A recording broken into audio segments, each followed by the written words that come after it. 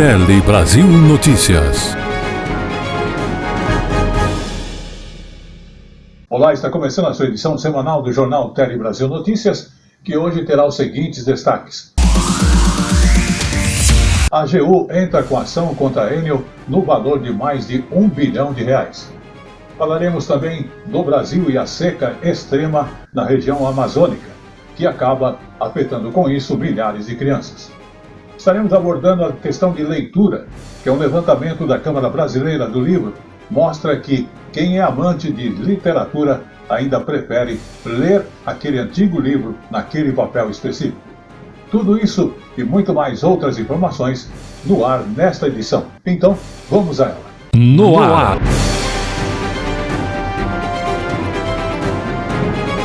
Tele Brasil Notícias.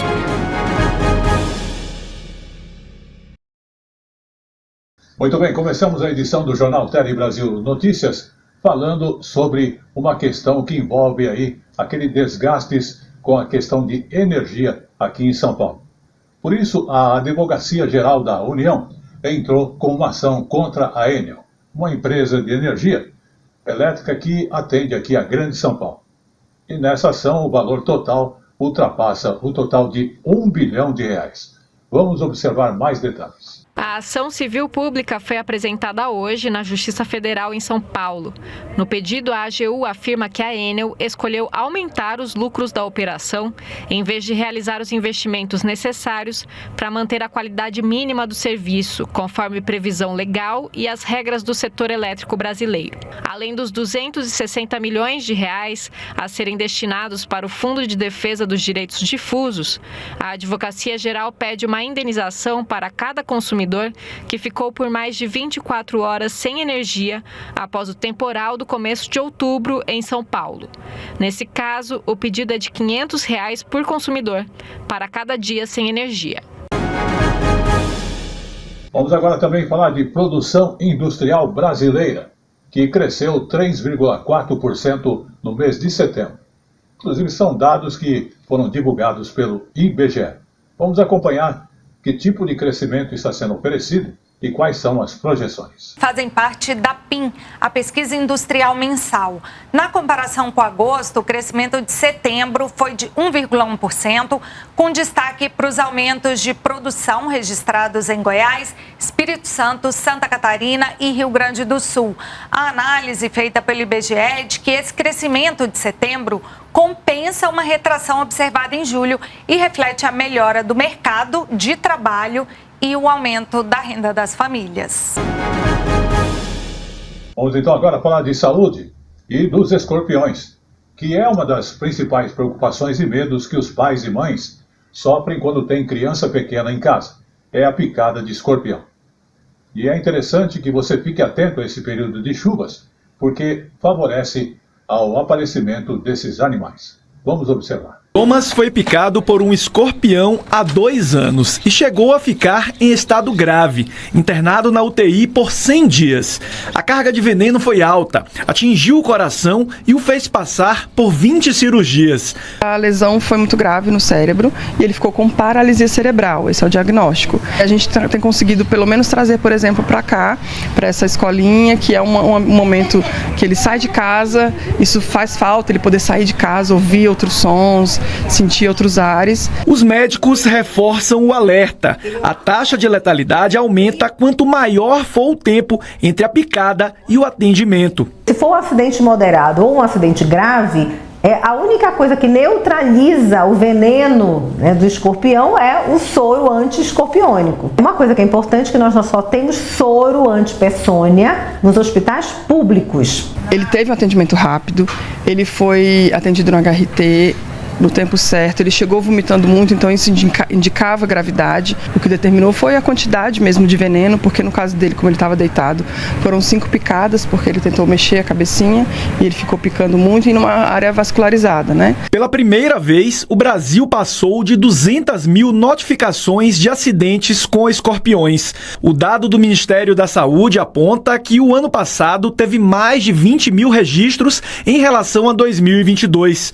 O número de óbitos óbitos também aumentou, passou de 92 para 134. Dados da pasta mostram ainda que a maioria dos casos ocorre em grupos com idade entre 20 e 29 anos. O Sudeste lidera entre as regiões com mais casos. Em seguida vem o Nordeste, o Centro-Oeste, o Sul e o Norte. Entre as notificações de acidentes com escorpiões, 66% são em zonas urbanas e 30% em áreas rurais. É uma época mais propícia, né, que é uma época chuvosa. Então, até os locais onde ele se esconde, ficam molhados, e aí acaba que ele vai procurando mais as casas. Evitar lixo, entulho, evitar também a proliferação de alimento do escorpião. Qual é o alimento do escorpião? A barata, o grilo, os insetos de uma maneira geral. O cuidado que a população tem que ter, ele é redobrado. Vamos agora falar de notícias internacionais e de eleições nos Estados Unidos. Donald Trump é eleito presidente dos Estados Unidos da América. Trump que ultrapassou o total de 270 delegados no colégio eleitoral, com vitória esmagadora nos estados decisivos como Pensilvânia. Já a concorrente de Trump, o destino da democrata Kamala Harris, foi selado no estado de Wisconsin. Vamos observar esse fato que aconteceu na semana passada. Donald Trump avançou sobre o eleitorado democrata em vastas áreas do país, melhorando o desempenho de 2020. Ele volta à Casa Branca depois de 4 anos, numa eleição de resultados surpreendentes. É uma vitória política que nosso país nunca viu antes, disse ele na manhã desta quarta-feira para uma multidão barulhenta de eleitores no centro de convenções em Palm Beach, na Flórida, acompanhado do vice-senador J.D. Vance, líderes republicanos e membros da família. Em um discurso mais conciliador, longe dos rompantes da campanha, Trump disse que a América lhe deu um mandato poderoso e sem precedentes, depois de ultrapassar obstáculos que ninguém julgava possível. Ele agradeceu ao povo americano pelo que chamou de extraordinária honra de ter sido eleito por 2 vezes. O republicano capitalizou as preocupações dos eleitores com a inflação e o que alegou, sem nenhuma comprovação, ser consequência do aumento da criminalidade devido à imigração ilegal. Ganhou votos em todos os segmentos da sociedade. Os hispânicos, eleitores tradicionalmente democratas, e as famílias de baixa renda mais atingidas pela inflação ajudaram a impulsionar a vitória. Sua base fiel de eleitores rurais, brancos e sem formação universitária, novamente apareceu em peso. A vitória de Trump terá implicações importantes para as políticas americanas de comércio e mudança climática, a guerra na Ucrânia, os impostos e, principalmente, a imigração. Trump tem prometido reformular o poder executivo, inclusive demitindo funcionários públicos que ele considera desleais e usando agências federais para investigar o que considera inimigos políticos internos. A vitória de Trump basicamente encerrará os vários processos criminais movidos contra ele, pelo menos durante os 4 anos em que ocupará a Casa Branca. Vamos agora falar de informática, mas destacando que 8 alunos do curso técnico de informática da Escola Pública Estadual Padre Emídio Viana Correia, em Campina Grande, lá na Paraíba, receberam medalha de bronze nesta Olimpíada Paraibana de Informática, que inclusive aconteceu na terça-feira, dia 5 de novembro, a competição que foi organizada pela Universidade Federal de Campina Grande. A preparação dos estudantes contou com o apoio de computadores que foram doados pelo programa Computadores para a Inclusão do Ministério das Comunicações. Inclusive, é uma iniciativa onde se recicla máquinas descartadas pela administração pública e as distribui em pontos de inclusão digital no país. O programa já doou nada menos que 49 mil equipamentos para 3.600 pontos de inclusão digital em 1.000 municípios do Brasil. Vamos observar.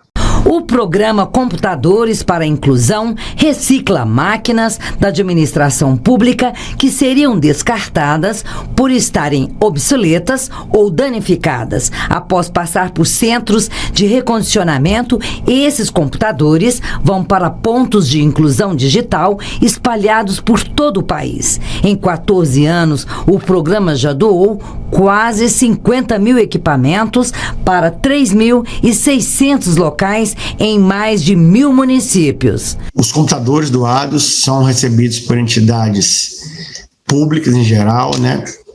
Grande parte dele para escolas públicas, principalmente no ensino fundamental e médio, também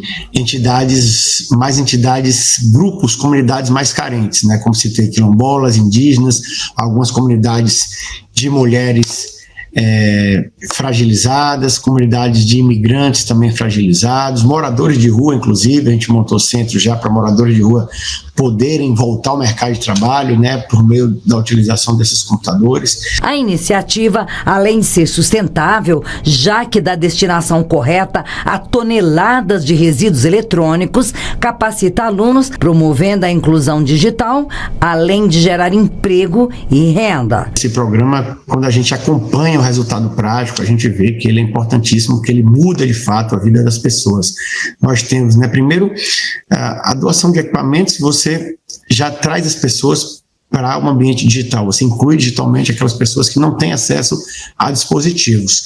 Quando a gente coloca o letramento digital, adiciona também uma camada muito importante, como eu falei, até profissionalizante. Então, os cursos que esse programa provê são cursos, inclusive, né, de montagem de computadores, de softwares, e que a gente já tem dados práticos ali que a gente mostra que muitos alunos que saíram do Computadores para a Inclusão foram empregados em grandes empresas multinacionais e estão aí, né, aumentando a representatividade, né, a empregabilidade dos jovens e também a representatividade do nosso país nessa área da tecnologia. Mas os benefícios desse programa não param por aqui. Os computadores doados pelo Ministério das Comunicações têm feito a diferença no desenvolvimento tecnológico de crianças e jovens. Estudantes do curso técnico de informática de uma escola pública de Campina Grande, na Paraíba, ganharam medalhas de bronze na Olimpíada Paraibana de Informática. A preparação dos estudantes aconteceu depois que um laboratório digital foi construído na unidade. Ângelo, um dos medalhistas, teve contato com o computador pela primeira vez na escola e já pensa em seguir a carreira na área. Meu desejo é trabalhar nessa área da informática, em programação, programando aplicativos ou jogos, entre outras coisas da programação. Outra medalhista, Ingrid, também sonha com uma carreira em informática. Quando eu concluir o segundo para o terceiro, eu estarei na procura de uma faculdade que seja na área de informática, que seria de hardware. A professora Ana Paula, que preparou os alunos para a competição, garante que os 20 computadores que a escola ganhou do programa foram fundamentais para esse resultado. No início desse ano para cá, tudo mudou. Então, eles já estavam num laboratório diferente, todas as máquinas já eram máquinas boas. Aí eu comecei a fazer o que eu sempre quis fazer, só que agora eu tinha um aluno por máquina. E aí eu consegui oferecer os cursos para eles e deu tudo certo. Também vamos falar da Amazônia, a questão da seca extrema na Amazônia, que acaba afetando com isso milhares de crianças. Exatamente, o Unicef está alertando sobre a seca extrema que está afetando esta região da Amazônia, com mais de 420 mil crianças, principalmente em comunidades indígenas. Vamos observar esse detalhe, que é um alerta bastante importante. As mudanças climáticas, têm afetado aí as comunidades indígenas e ribeirinhas, principalmente no Brasil, Peru e Colômbia, que dependem das vias fluviais para ter acesso à comida, remédios e também às salas de aula, ou seja, às escolas. Foi o que advertiu aí, a Unicef, o Fundo das Nações Unidas para a Infância. Apenas na Amazônia brasileira são mais de 1.700 escolas e também 760 pontos de saúde que acabaram fechando as portas ou então ficaram inacessíveis por conta dessa seca extrema. Segundo o gerente de emergências do Unicef, Antônio Marro, os governos da região daqui da Amazônia ativaram planos de emergência, mas a vastidão desse território e as centenas de comunidades remotas estão realmente afetadas aí por conta dessas tarefas. A Unicef estima que são necessários mais de 57 milhões de reais para os próximos meses em doação para resolver essa questão. Essa seca extrema da Amazônia, que a Amazônia vive hoje, está ligada, segundo os especialistas, a essas mudanças climáticas, que pode se estender aí a 9 países, a maior floresta tropical do mundo, sendo que o Brasil detém 60% desse território, seguido aí do Peru e Bolívia. Os afluentes aqui do Amazonas, um dos rios mais longos e caudalosos do mundo, têm sofrido essas consequências e eles praticamente secaram e impediram que comunitários, pessoas se locomovam aí de um canto para o outro. Afinal, os nossos rios aqui acabam sendo estradas para essas pessoas. Vamos agora então falar de catástrofes e as suas consequências, Porque são catástrofes climáticas e que atingem centenas de municípios, por exemplo, os gaúchos, E com isso aparecem substâncias que são severamente prejudiciais à saúde nas águas e nos rios. Centenas de municípios gaúchos, inclusive, têm o aumento dessas substâncias que severamente são prejudiciais à saúde. Um exemplo está no Rio dos Sinos, que fica na região metropolitana de Porto Alegre. Essas áreas alagadas, inclusive, foram pesquisadas e esses pesquisadores encontraram, nas pesquisas que realizaram, bactérias e metais pesados acima dos níveis de segurança indicados na própria legislação nacional. Sobre esse tema, você confere na reportagem da TVE do Rio Grande do Sul. Vamos observar. É um problema histórico. Há tempos, o Rio dos Sinos é considerado um dos mais poluídos do Brasil e a contaminação aumentou quando a enchente fez transbordar estações de tratamento de esgoto, inundou indústrias, baterias de carros, postos de combustíveis. Com a enchente isso subiu e isso veio para os centros urbanos, que é aí que é a preocupação. Pesquisadores coletaram amostras de água e sedimentos nas margens da Bacia dos Sinos e em pontos urbanos inundados do entorno, incluindo parques e praças. A gente fez desde a nascente, em Cará, e fez até a cidade de São Leopoldo. Então foram 190 quilômetros de coletas. E o resultado das análises acendeu um alerta.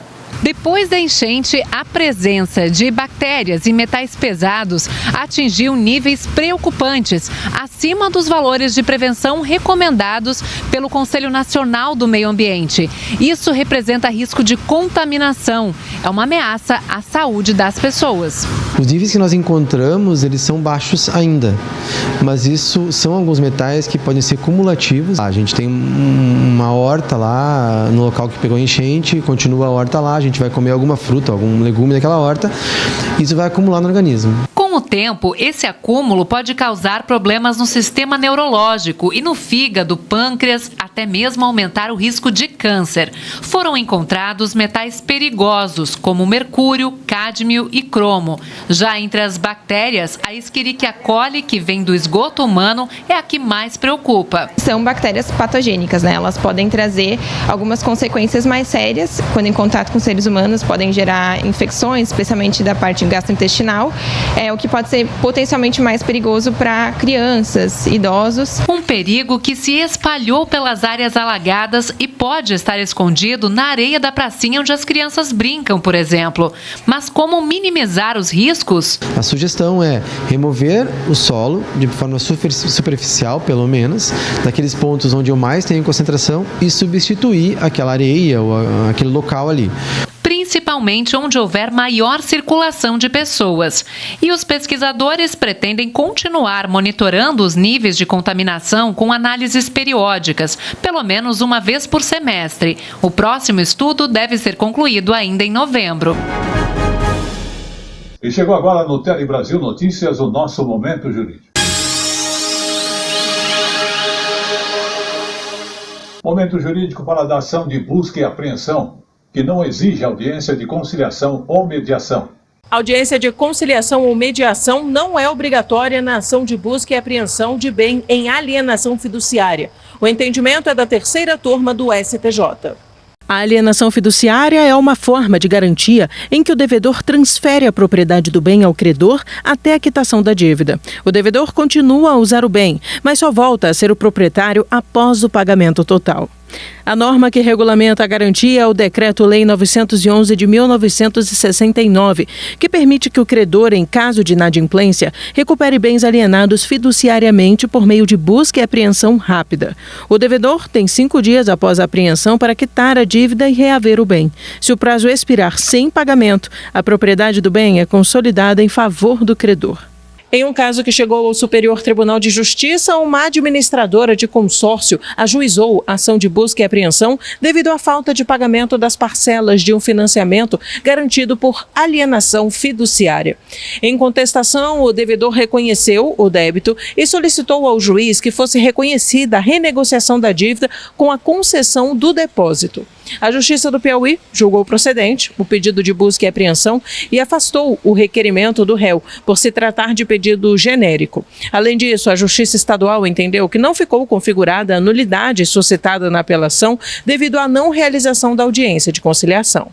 No STJ, o devedor pediu a reforma do acórdão e o retorno dos autos ao primeiro grau para ser dada a oportunidade de realização da audiência de conciliação. Ele argumentou o descumprimento da regra do artigo 334 do CPC e isso tornaria nula a sentença. A relatora do recurso especial, ministra Nancy Andrighi, mencionou o precedente do STJ no sentido de que a audiência prévia de conciliação ou mediação prevista no CPC é obrigatória no procedimento comum, sendo dispensada apenas se o desinteresse for manifestado de forma expressa por ambas as partes. Porém, o artigo que trata sobre o tema não é aplicável ao caso em julgamento e, mesmo que fosse, o réu não suscitou o vício na primeira oportunidade de manifestação no processo. Com isso, foi negado o provimento ao recurso especial. Muito bem, chegou a hora de falarmos também de música, porque a Black Music completa em 2024 50 anos no Brasil. O marco é a criação do baile Noite de Shaft, no Renascença Clube, lá no Rio de Janeiro.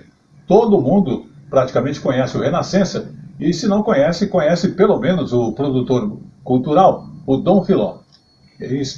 Inclusive inspirado pelo soul americano. Artistas brasileiros ressignificaram essa sonoridade e deram origem a uma música que foi alvo de repressão durante a ditadura militar. Mas ela resistiu e hoje tem muitas. Vamos observar esta informação. Negro, olha pra cima, deixa crescer o teu black. Frases como essas eram ditas por Dom Filó nos bailes do fim dos anos 60 e início da década de 70. Bailes black eram espaços de lazer e de valorização da identidade negra, o resgate da autoestima para quem tinha poucas opções de diversão. As festas de varanda da juventude pobre da periferia se tornaram o movimento Black Rio, uma geração que dançou ao som de James Brown, Aretha Franklin e os Jackson 5. Uma geração que queria se parecer com esses ídolos. No baile, roupas impecáveis. Na cabeça, a coroa do cabelo black. Esse momento, o momento que a gente fazia com que a consciência se acirrasse, a consciência racial naquele público que estava contagiado pela música black, pela música da black music. Então, naquele momento era importante você estar passando umas frases para que houvesse uma reflexão. Como os bailes também promoviam conscientização política e identitária, foram perseguidos pela ditadura militar. A repressão do governo e a própria música disco foram usadas para esvaziar a consciência negra. Com o advento dos bailes, né, a repressão foi se intensificando na hora que eles entenderam que era um perigo para a sociedade aqueles bailes, aqueles jovens se reunindo. Apesar da perseguição, artistas brasileiros se destacaram nas pistas de baile. Carlos da Fé, Gerson King Combo e Tony Tornado. Os bailes black deixaram herdeiros na música brasileira e manifestações que permanecem vivas e pulsantes. O charme no viaduto de Madureira. E os bailes funk espalhados pelas comunidades cariocas. As roupas podem ser diferentes, mas a consciência que marca os 50 anos dos bailes black é a mesma. É liberdade. Liberdade de estar vivo, liberdade de estar contando história. História essa que sempre foi apagada nessa sociedade brasileira. Então hoje a gente pode dizer, esses 50 anos traz uma história. A gente tem aonde dizer, olha aqui a minha referência brasileira. Vamos agora então falar de literatura de cordel, a 17ª Feira do Livro de São Luís, atraindo sempre público cada vez mais apaixonado pela literatura, principalmente pela literatura de cordel na terra de Aloysio Azevedo e também em Ferreira Goulart. A paixão então pelos livros é bem presente, vamos ver essa presença na reportagem da TV Universidade Federal do Maranhão. Do erudito ao popular, aqui tem espaço para tudo e todos. A pequena Isabela, de apenas 9 anos, é natural de Itapecuru, interior do Maranhão, e já mostra seu apreço por um tipo de literatura que tem como matéria-prima as vivências do povo nordestino. Quem foi que disse assim, essa tremenda maldade, que no meu sertão querido não dá chuva de verdade? Desde quando os meus pais me contavam histórias, que eu ouvia, que eu me interessava, que eu achava legal, e não foi virando só um interesse. Depois eu comecei a querer ver mais sobre isso, a querer ter esse interesse maior. Este é o Canto do Cordel, espaço dedicado àqueles que contam histórias do povo por meio de versos e rimas. O espaço do Cordel é isso, é um espaço democrático. Tem pessoas que vêm de fora só para conhecer o espaço, para pedir para declamar, a gente deixa. E isso tudo é mostrando que a literatura, ainda assim, ela continua forte. Para quem é cordelista, um espaço aberto nesta que é a maior feira literária do Maranhão traz muitas oportunidades. É sempre um privilégio estar fomentando, né, e estar falando sobre a literatura de cordel. E a cada feira que passa a gente vem ganhando mais visibilidade. A Feira do Livro permite um mergulho nos mais variados tipos de arte. Quem vem para cá encontra literatura, é claro, mas também encontra ciência, gastronomia, teatro e cinema. O documentário Comida de Terreiro, dirigido e roteirizado pelo jornalista Denilton Neves, joga a luz sobre a relação estreita entre gastronomia e religiosidade afro. A produção foi lançada na Feira do Livro. Comida de Terreiro, ele teve início a partir da pesquisa em literatura e se transformou no audiovisual, porque foi a partir da pesquisa em livros que o documentário Comida de Terreiro criou vida e hoje é uma realidade. Além de incentivar a leitura, o evento movimenta a economia local em diversos setores. É uma celebração de diferentes linguagens que falam o mesmo idioma e que tem como denominador comum a cultura do estado do Maranhão. Faça parte desse time, o time da literatura. Muito bem, como eu falo sempre, tudo que é bom, toda pouco, e o Tele Brasil Notícias está chegando ao seu final, agradecendo a sua audiência em qualquer parte do Brasil e também no mundo.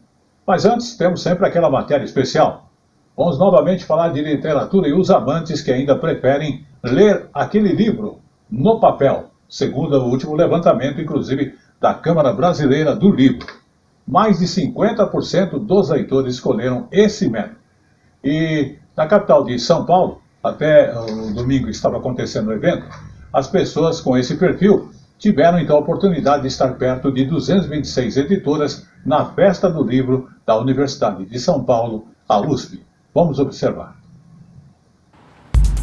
Os livros em papel são preferência na opinião de leitores como Alan. Eu leio nos dois formatos, mas eu acho que nada substitui o livro físico, né? O cheirinho do livro ali, eu acho que não tem igual. Apesar do avanço do digital, os livros físicos respondem ainda pela maior parte das vendas. Segundo o último levantamento feito pela Câmara Brasileira do Livro no ano passado, 54% dos compradores preferiram apenas o papel.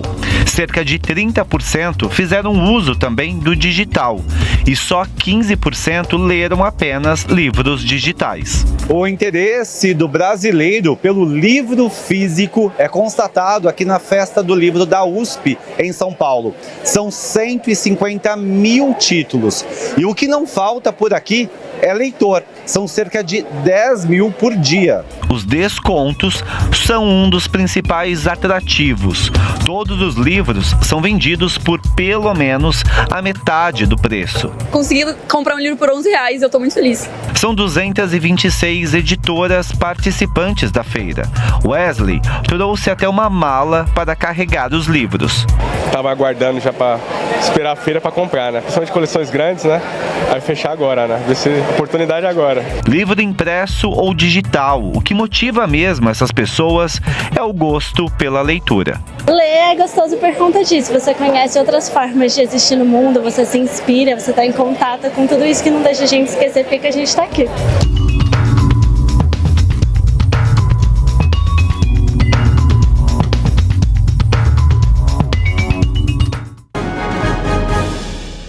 E com essa última informação, o Tele Brasil Notícias vai ficando por aqui, novamente agradecendo a sua audiência, todo o trabalho de nossa equipe de produção e estaremos de volta na semana que vem. Até lá!